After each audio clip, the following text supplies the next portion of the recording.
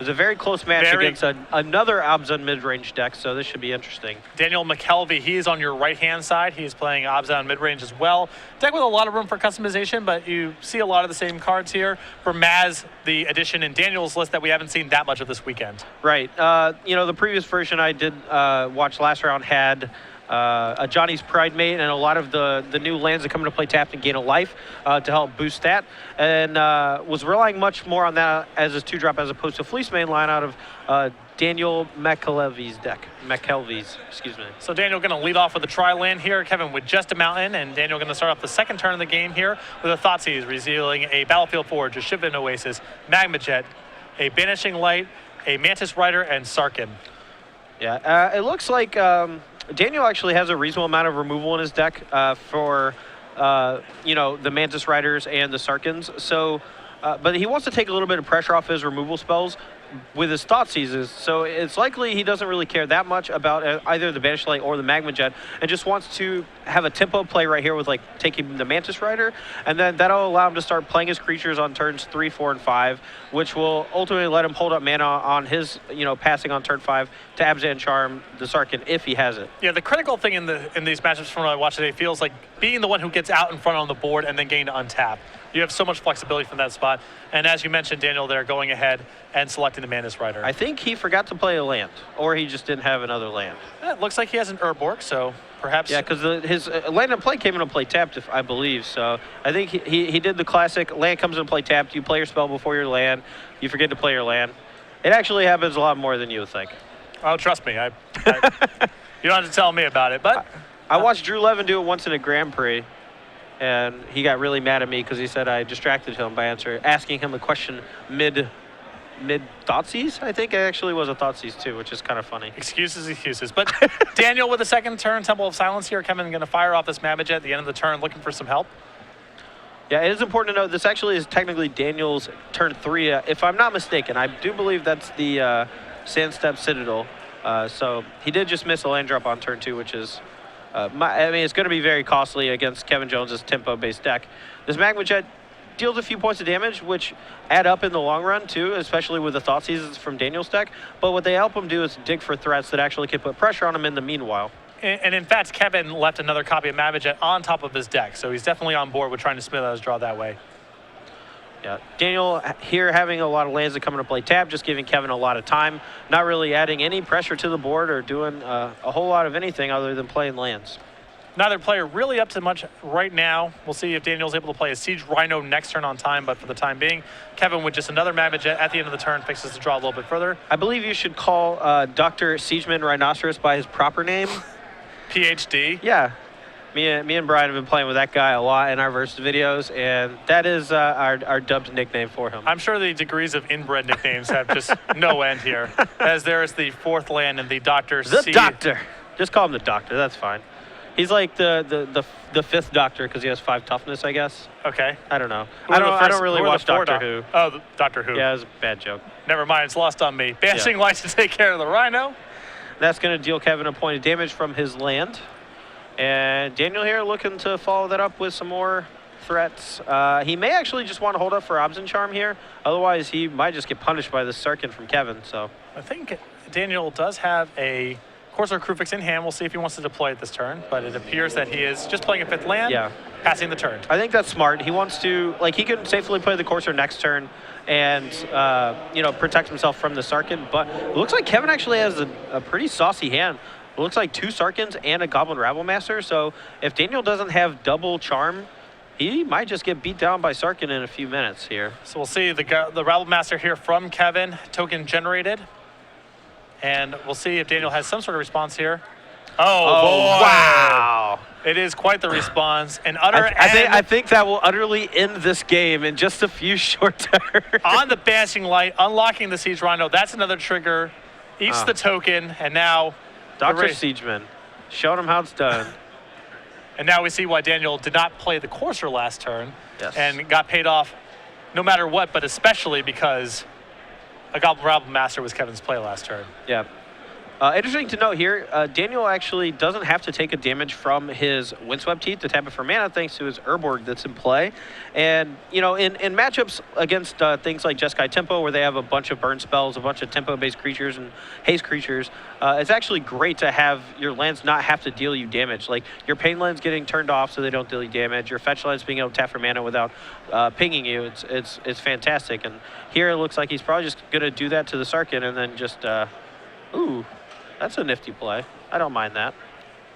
And in the last round that we watched Kevin on camera, the mana base definitely doomed his opponent. You know, Kevin's opponent had all the tools to win the games, but the damage from the lands just added up. Yeah, I mean, so many mana confluences and pain lands, it's just going to add up over time. It looked like he drew, in the last round, at least 2 mana confluences each game that I watched. I may have missed game 2, though. But. So Sarkhan, the play here from Kevin, attempting to minus to take care of the Corsair Crewfix. We're about to have a blowout party. We're going to put a counter on the Siege Rhino and a counter on the Corsair Crewfix. We're going to eat that Goblin token, and then we're going to smash back for 8 points of damage, 5 of which trample. So as if last turn wasn't bad enough. Oh, and a Hero's Downfall on top. That's fine. It's not so bad. So you see there are the 2 tokens distributed, one on the Siege Rhino, one on the Corsair. It says a lot about the card Travel Preparation when, you know, half of it is a third of a charm. Yeah. This, you know, the comment from way back in Innistrad. Also one color instead, I guess 2 colors, sort of. Yeah. Oh. Another Absent Charm on top. That's going to be strong, too. He can't quite kill him this turn. He's going to be 1 point short, but that will turn off the white mana source from Kevin, so he won't be able to play a white mana spell for likely the rest of the game. So we'll see if Daniel wants to go and make any attacks of Sarkhan here. I predict he's just going to go at Kevin, trying to finish this game off. Especially at a very healthy 16 life. Yeah, I mean, I just think, I mean, it's definitely a strong play to attack for 8 here and put him to 1. You know, Kevin's mana base does him a lot of damage. He has to basically peel a regular planes to be able to cast a white spell. I know he has another Sarkhan in hand, so it's not like he doesn't have stuff to do. But it even turns off Flooded Strand, which is pretty important. But looks like he's opting instead to off the Sarkhan, get rid of that guy, just in case things go wrong. I don't hate it, but at the same time, I like being aggressive. Sure. So Daniel there knocking Kevin down to the floor with the Siege Rhino. The Corsair taking care of Sarkhan. And now Kevin untaps and draws. Hand of Sarkhan, Lightning Strike, Temple of Epiphany, which he puts into play. See what he wants to do with the Scry here. But I don't think he's going to get to draw whatever this card is. Yeah, I was going to say, from the look of the hand, I'm pretty sure he can't survive the Siege Rhino, but especially considering that Hero's Downfall in hand, so. And Kevin nowhere near being able to kill Daniel. But might as well give it the old country try, you know? No harm done. Country try? I think it's college try. Come on, buddy. It's a country try. It's a country. It doesn't even make any sense. I'm sorry. I don't mean to call you out on that. And there's a concession. Yeah. As we expected, the Siege, Dr. Siegeman Rhinoceros MD, a little too powerful for Kevin Jones to overcome, especially the Utter End on the Banishing Light. That's why you don't play Banishing Light, man. It just gets blown up by a bunch of different stuff. I've seen people playing Court of Calling, main deck Reclamation Sage and stuff. Like, it's just a dangerous card to play. You can never be too certain. So moving on to the sideboard here, we'll take a look at Kevin's sideboard here. He has 3 copies of Disdainful Stroke, 2 Anger of the Gods, 2 Negate, 2 Ash Cloud Phoenix, 2 Magma Spray, a Keranos, a Narset Enlightened Master, a Temple of Enlightenment, and another copy of Sarkhan to go along with this 2 in the main deck. What do you like in this matchup? I mean, personally, I like just being aggressive, so anything that can help him with that. Like, he doesn't really have a whole lot of great removal spells that can really help him. The Ash Cloud Fantasies don't feel great out of the sideboard because so much of Daniel's removal exiles instead of just destroying. Downfall being the key outlier there.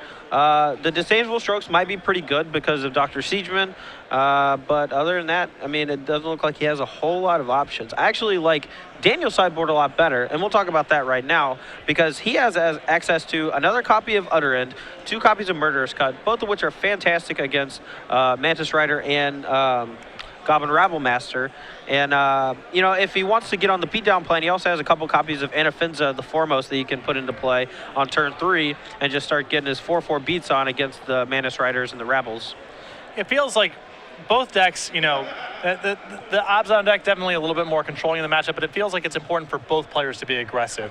Yeah, I mean, both sides can play either role, but I think that Daniel's deck can actually play the control role much better than Kevin's, simply because the removal spells from Daniel actually can kill everything, whereas the burn style removal spells out of Kevin's deck, you know, don't necessarily kill things like the Siege Rhino and things like that. So while both can play either role, it's much more difficult for Kevin to play the control role, so he's going to probably have to take the initiative and just start to try the beatdowns with you know, Mantis Riders and Rabble Masters, and hope that Daniel doesn't have, you know, a whole lot to put in his way or removal spells. Or that potentially his mana base is also a factor in all of this, which it, you know, commonly is with these Abzan decks, though Daniel's looked pretty smooth that game, all told.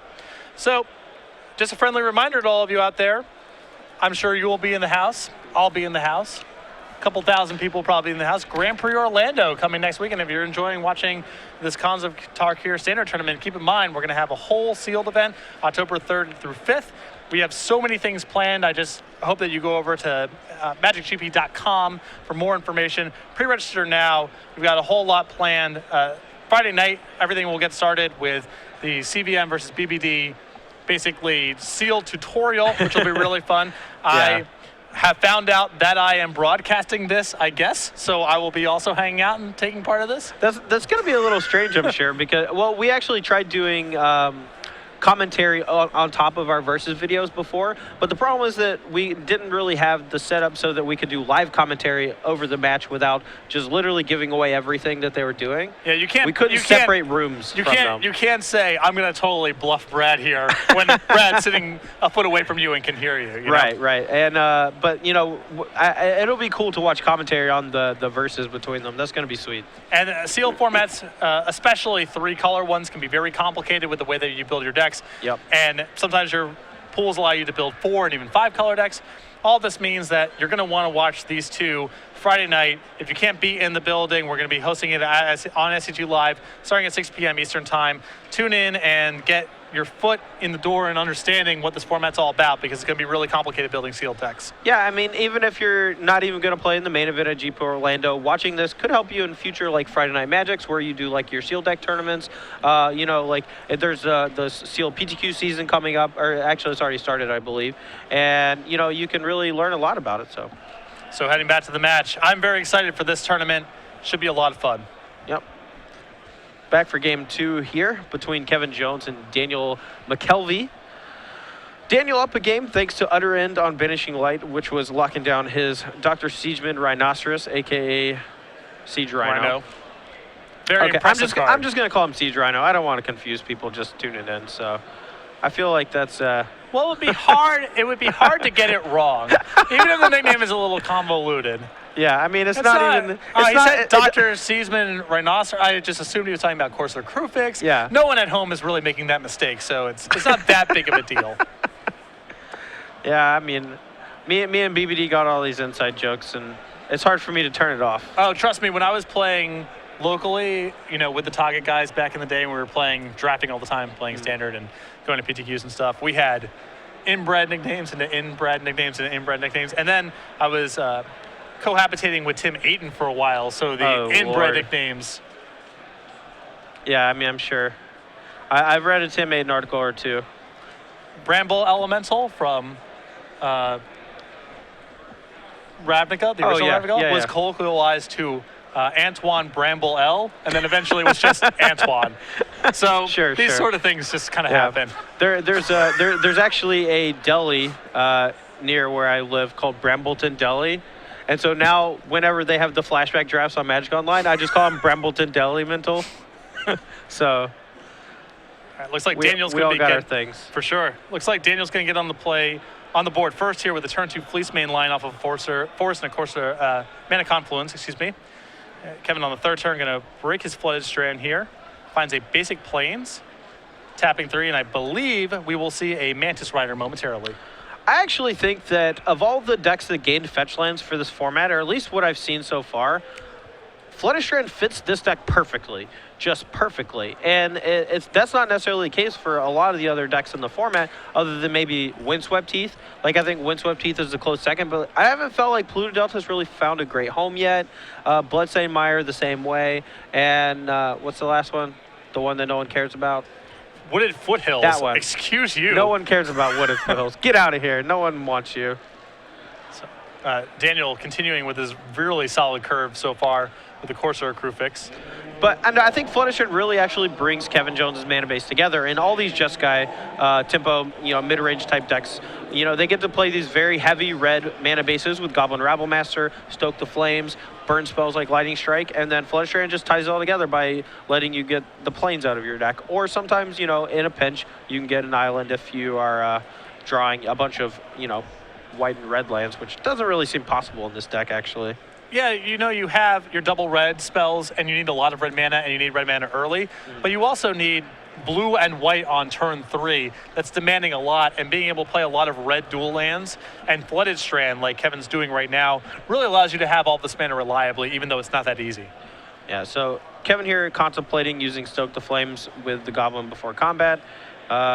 He is doing that. It looked like he was going to attack with it, but he's convoking it instead. Looks like he's probably going to take down Corsair to prevent the life gain from Daniel, as well as maybe stifling him on hitting his land drops over the next few turns. So, no attack there from Kevin. Passes back to Daniel, who draws the Fleece main line we all know about.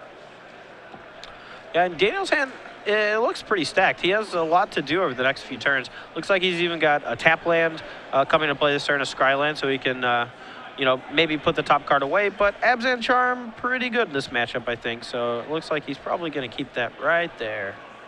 Find out momentarily if he has the 4th land. I believe it's a Temple of Silence. Yeah.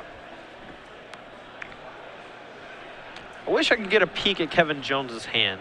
He keeps it face down a lot. I don't like it when people do that. We want to know. I know. You got to be a little courteous to the dudes doing commentary, Yeah. Come on, Talk buddy. to him about it. Yeah. Jesse, go talk to him about it. He's on it. And so Kevin takes a draw here. Looks like his hand is a Steam Augury, a Sarkin, oh, man. a 5th land that does not come into play, untapped. Me and him had a discussion a couple hours ago about that Steam Augury, and the first time I watched him cast it, he got like a land and a Lightning Strike off of it, and I told him, what does he think he's doing with his life?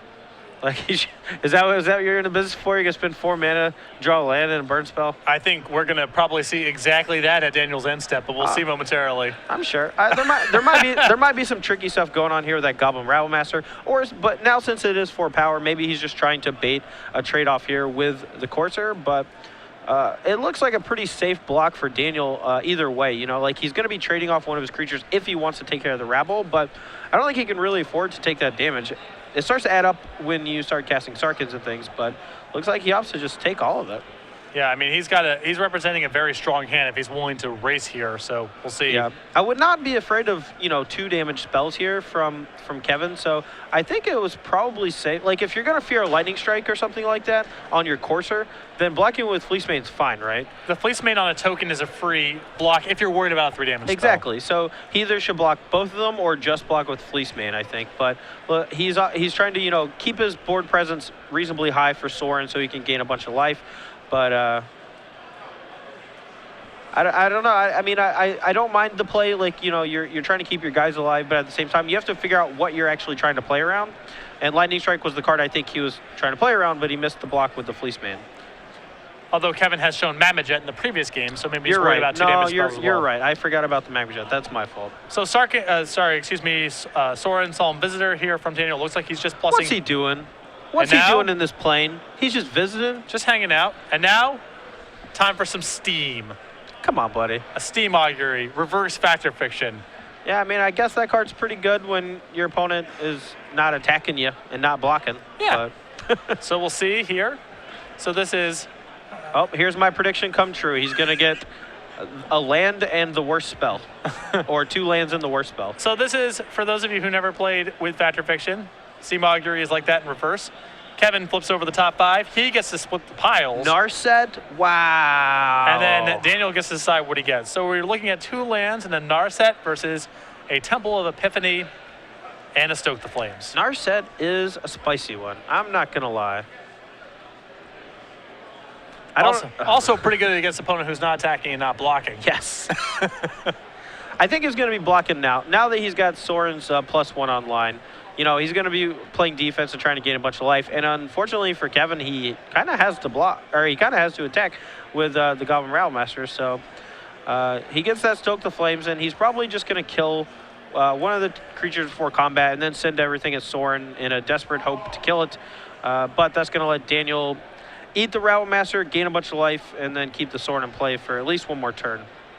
We'll see. Kevin also has the option of deploying Sarkin this turn and using that to go after the Planeswalker and using his tokens to try to finish off Soren. So a lot of options afforded to Kevin this turn. That's actually a much better play. Yeah, I think that's probably much better. You get to +1 to Sarkin, send that and the 3 Goblin tokens, not the Rabblemaster at the Soren, and that's going to be just enough to kill it. Oh, maybe it's a Stoke the Flames that he's going to try. No, here it comes. There you go. There's the 5 mana. There is Sarkin. He looks angry. Do you think he's angry because all his Dragon Bros died? I feel like he's angry because his Dragon Bros died. I don't know the plot line that well of the story. He does look... You're not a true fan. That's a fair critique. No, okay, I actually don't mind this play either. So he's going to make the Goblin here before attacks, and then he's going to Stoke the Flames, the Fleecebane Lion. Now, Daniel's not going to gain any life, and he's probably going to... I was thinking he was just going to attack Daniel for 2, but he might want to try to put the Soren into lethal range from the Sarkin next turn, and if he attacks it for 2 here, Daniel's kind of going to be forced to make a vampire, unless, of course, he has access to Abzan Charm. So I think, you know, Kevin's probably saying there, I don't really care too much about this Soren. It's not that significant. I'm going to be able to produce a flyer next turn and rather try to get to in range with this Sarkin and the other Sarkin left over in my hand. Yeah. I feel like it would have been pretty fitting if Sarkin and a bunch of goblins just destroyed Soren, you know? Just like, get out of my plane. You're not from here. Get back to Innistrad or wherever it is. Come on, buddy. It's not your party. There's a lot of new cards, but it feels like Rabblemaster is still going to be an influence on the format. Oh, yeah, man. I mean, maybe you know, the best Rabblemaster deck is no longer just the Tom Ross mono red deck. And I could be wrong. I actually haven't seen a lot of the top tables because they keep going over to the feature match area. You know, that place where I was only at once today before I died a fiery death. But, you know, Rabblemaster out of this Jeskai deck has been looking pretty sweet. So you have all these cheap removal spells, tempo type cards with Jeskai Charm, just putting their coursers and stuff back on top of their deck. It's been looking good to me. So Daniel with just a minusing of Soren, making a token, sending it back to Kevin. Now this may be the fabled don't activate Sarkin for a turn because your opponent has Abzan Charm. I was talking about this a little bit with some people earlier in the day where, you know, if your opponent just has 3 mana up and you think they have Abzan Charm, you don't have to +1 the Sarkin, right? Like, yes, you're probably going to now that you have the Rattlemaster in play, but, you know, if you're not under any pressure and your opponent's just sitting on their hands with their mana, it's not that bad of a play, I don't think. For sure. Although I think in this spot, because Kevin has the second Sarkin in his hand, he can be pretty liberal about throwing it into the maw. I definitely think that that's true, too.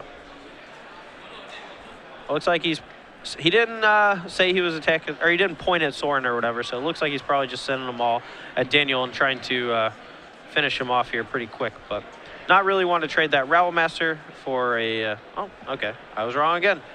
Yep, just playing to the board here. Post-combat, here is another Sarkin from Daniel, takes care of the token. You know, even if Daniel he doesn't have access to it, but, or actually, no, I'm sorry. He has access to Drown Star in his sideboard, but I don't know if he brought it in. And even if he had it at this very moment to kill the Rattlemaster in 3 tokens, he'd still be facing down that Sarkin that's just going to keep bashing him for 4. But, yeah, it's tough. Even with a sweeper, it's not clear he's going to be able to win the game, and without a sweeper, he has no shot. Yeah, and hilariously enough, that if he lets the Goblin Rattlemaster go for 1 more turn, it actually deals more damage than Sarkin that turn. So, looks like going to finish it off and head to game 3. Yeah, Jeskai Charm for the last couple points of damage, and Don't feel bad. They're really hard to say. Just Sky. I'm getting it. I think it's pronounced Yesky. Sky. Yesky. Or maybe Hey Sky. I don't know, man. Is it Abzan or Obzon? It is Obzon. It's actually more of an O sound. It feels like there should be an H in there somewhere. Maybe. I don't know. Evan Irwin told me that it's pronounced, it rhymes with Rob Gone. So Obzon is what he told me. Sure. No, I mean, I believe him. It's just I am not versed on, the phonetics of Khans of Tarkir because I am not from there. Correct. And all I can do is read. I can't. They're not talking to me. For the time being, we're visitors at least. It looks as though, I like Soren, going through the sideboard here, that Daniel removed his Bramazes from the deck. I would assume that was one of his better plays in this kind of matchup. Good against Rebel Master, tough threat to remove from the board. What do you think about that? Yeah, I completely agree. I think Bramaz is kind of exactly what you want to be doing in this style of matchup. You get a really sweet blocker for Goblin Rebel Master and all his tokens. And, your opponent can't really kill it outside of Stoke the Flames. And, Stoke the Flames are pretty overloaded as is with Fleece Mainline and Corsair Crewfix already. So as we get prepared for our Legacy Open, which we'll be running tomorrow as well, and a Modern Premier IQ, of course, we have our newest addition to our Creature Collection Token series. Yes. It's the Squirrel Confidant. See?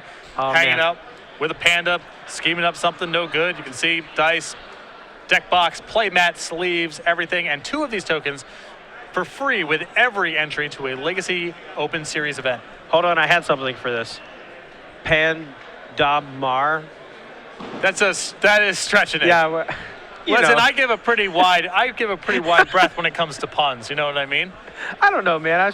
That was just what I had off the top. What do you want for? I don't prepare my material. No, it's fine. I'm just saying. I listen to a lot of rap. I'm pretty liberal with the way that people want to rhyme words. I try to give.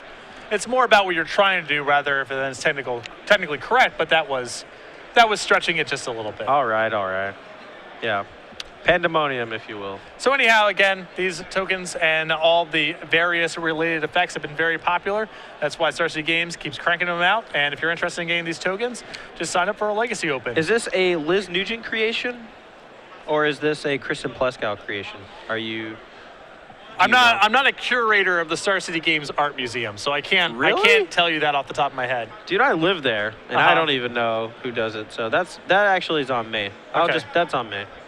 But both of those artists, they've extremely talented. Yeah, very awesome people too. I've known them both for a couple years now, and they just do great work.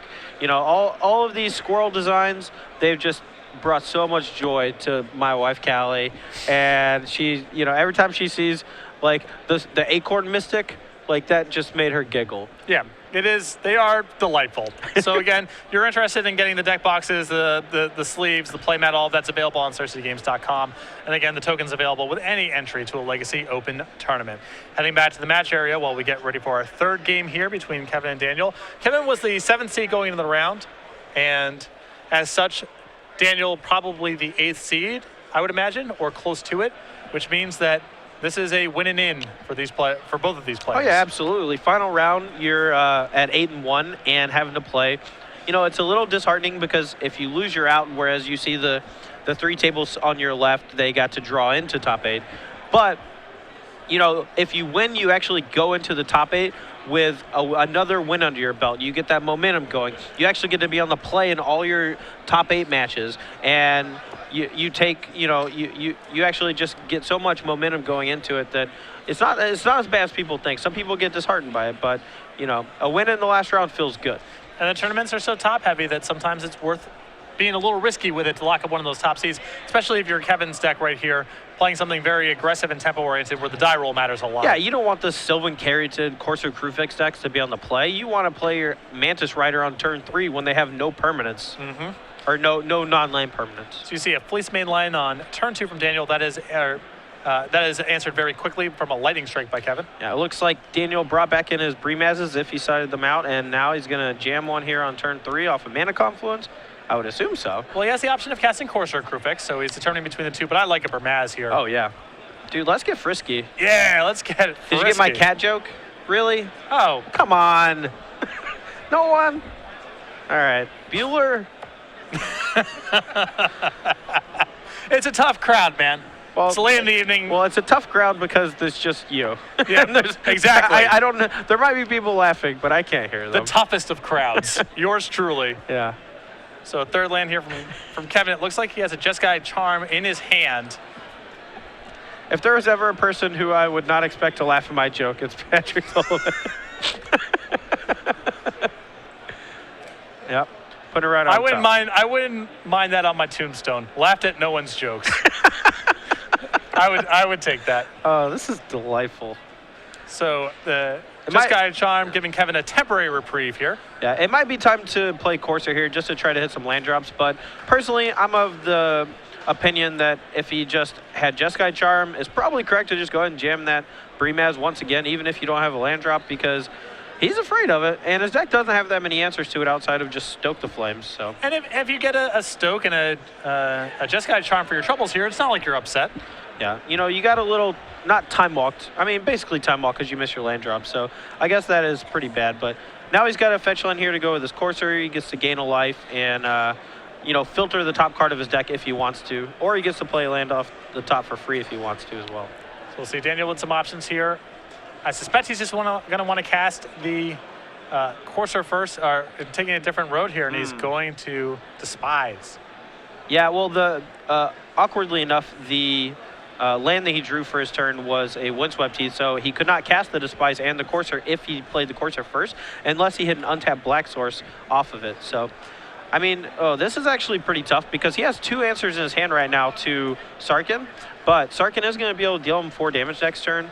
But I think you just play it safe, take the Narset since you can't really deal with that, and you play your Windswept Teeth, play your Corsair, and just take your Nugs for 4, untap, and you kill it with a Downfall or an Abzan Charm. I'm with you. Daniel's life total is high enough here where it feels like he can afford to take his lumps. I mean, that Narset Gambo! that Narset to me feels like a really threatening card. Yeah, I mean, maybe I misread Daniel's hand and the Downfall is actually a Drown in Sorrow, but I don't know. I saw a BB spell, and it's not Bile Blight, so. We'll see. I mean, Kevin's not playing a ton of lands. You know, he has 24. You know, Daniel doesn't know that, but he also knows that a deck like Kevin's can't really afford to get flooded ever. So, you know, he might draw a land, but it also might come into play tap. So he might have like another turn after that, right? He can also start drawing some cards with his Abzan Charm, you know, if he wants to, or he has a lot of options. So. But with Hero's Downfall at the ready for the Planeswalker, this feels like a big risk. You know, I agree, but because an unchecked Narset is no joke.